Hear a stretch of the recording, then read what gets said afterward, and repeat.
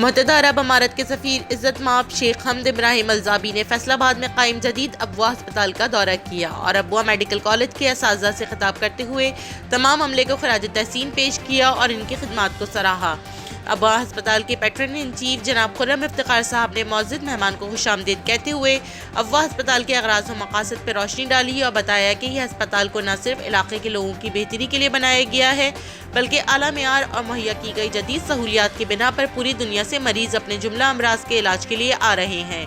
और आने वाले दिनों में मजीद आएंगे। इसी मकसद के लिए अबवा इंटरनेशनल हॉस्पिटलिटी सेंटर को तरतीब दिया गया है। इस सेंटर में मरीज के साथ आने वाले अफराद के लिए जदीद आला सहूलियात से आरास्ता वसी और आरामदा कमरे बनाए गए हैं और इनमें यह सहूलत मौजूद है कि वो अगर चाहें तो अपना खाना खुद बना सकते हैं। इसके अलावा पाकिस्तान मुत्तहदा अरब अमारात के साथ मिलकर मजीद बेहतर सहूलियात किस हद तक मुहैया कर सकता है, इस मुलाकात के दौरान इस पर भी गुफ्तगू हुई और फरमाया कि अबवा अस्पताल दिल के शोबे में पाकिस्तान का जदीद तरीन अस्पताल है।